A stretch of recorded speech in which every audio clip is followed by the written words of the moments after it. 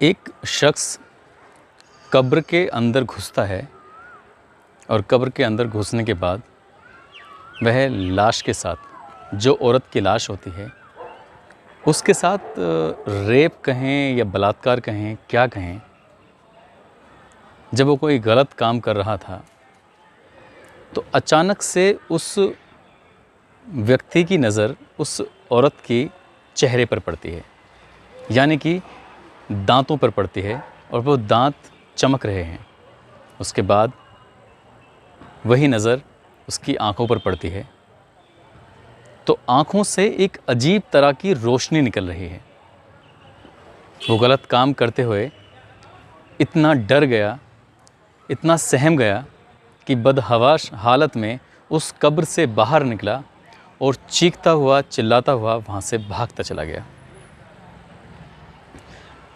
उसके बाद लोगों ने उसको पकड़ा और प्यार से उससे बात पूछी, तब उसने कब्र के अंदर का हाल बताया। कहते हैं कि कब्र के अंदर का हाल तो सिर्फ मुर्दा बता सकता है, लेकिन यहाँ एक ज़िंदा इंसान ने कब्र के अंदर का हाल बताया तो किसी की भी रूह कांपने लगी। नमस्कार, आदाब, सत श्री अकाल, मैं उस्मान सैफ़ी। दोस्तों, आज की जो कहानी है, जो सच्ची घटना है, इसको सुनाने का मेरा बिल्कुल भी कोई इरादा नहीं था। कई लोगों के मेरे पास मेल आए और उन्होंने रिक्वेस्ट की कि इस कहानी को पढ़िए। जब मैं इस कहानी के बारे में रिसर्च कर रहा था, इंटरनेट पर कुछ पन्ने खंगाल रहा था, तो इससे जुड़ी जानकारियाँ ज़्यादा तो नहीं मिल पाई, लेकिन ये भी जानकारी नहीं मिल पाई कि इस केस को 10 साल से ज़्यादा का टाइम बीत गया है, लेकिन इसके आरोपी को अभी तक क्या सज़ा मिली है या नहीं मिली है, पता नहीं चल पाया।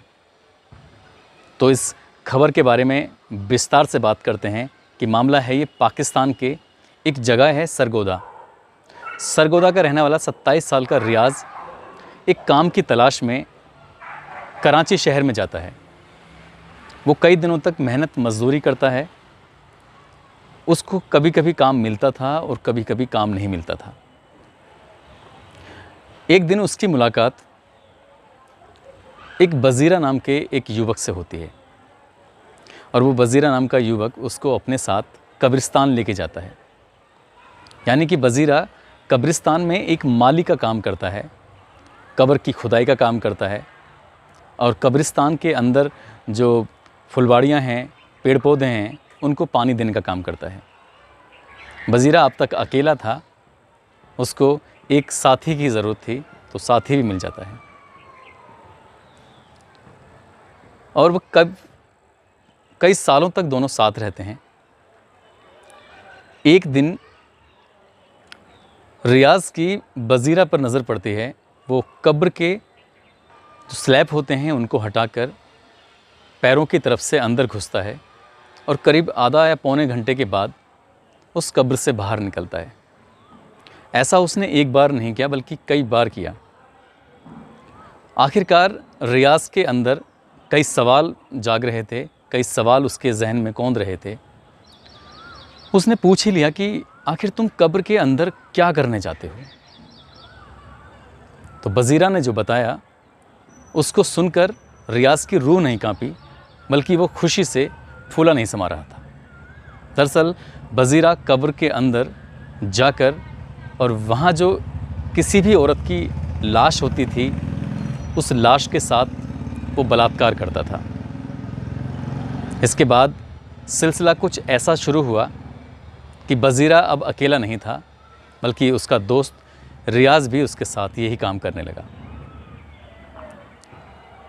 जब रियाज़ पकड़ा जाता है, पुलिस के पास होता है, तो वो कहता है कि बजीरा के साथ लगभग उसने 48 औरतों के साथ ये गलत काम किया है, ये दरिंदगी की है और ये अपनी हवस पूरी की है। लेकिन एक दिन बजीरा की मौत हो जाती है। बजीरा कुछ ड्रग्स लेता है, कुछ ऐसे धूम्रपान करता है जिससे क्या वो अक्सर बीमार रहता था। वो ज़हनी तौर पे भी बीमार था और शारीरिक रूप से भी बीमार था। और उसकी मौत हो जाती है। लेकिन मौत के बाद भी रियाज़ का ये सिलसिला ख़त्म नहीं होता है। वो पुलिस कस्टडी में खुद स्वीकार करता है, एक्सेप्ट करता है कि उसने उसके मरने के बाद भी कई औरतों के साथ, कई लड़कियों के साथ जो उनकी डेड बॉडी थी, उनकी लाश थी, उनसे हवस मिटाया करता था, बलात्कार करता था। ये बात है अक्टूबर 2011 की। रियाज़ ने एक कब्र का स्लैब हटाकर पैरों की तरफ से एंट्री की और उसके अंदर चला गया।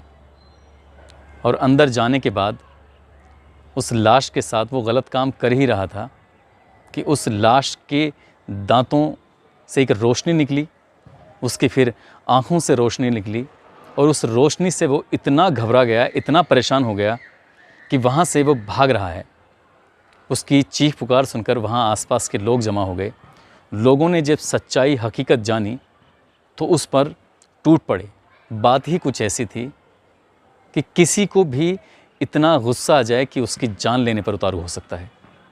आखिरकार कुछ लोगों ने उसको उन भीड़ से बचाया और उसकी लिंचिंग होते होते बची। आखिरकार पुलिस मौके पर पहुंची, उस आरोपी को गिरफ्तार किया और जब उससे पूछताछ की तो कई चौंकाने वाले खुलासे उसने किए। वो कहता है कि वज़ीरा के साथ मिलकर 48 औरतों के साथ इस तरह से वो रेप कर रहा था। उसके बाद फिर उसने कई औरतों के साथ बाद में भी रेप किया। वो कहता है कि कराची में जब किसी औरत को दफन किया जाता है, उसे कब्र में लाया जाता है, तो उसकी ख़ास पहचान होती है, यानी कि उसकी कब्र पर एक ख़ास तरह का कपड़ा डाला जाता है जिससे ये मालूम हो जाता है कि ये औरत की लाश है। और जब जब औरत की लाश आती थी तब तब वो बहुत ज़्यादा खुश होते थे।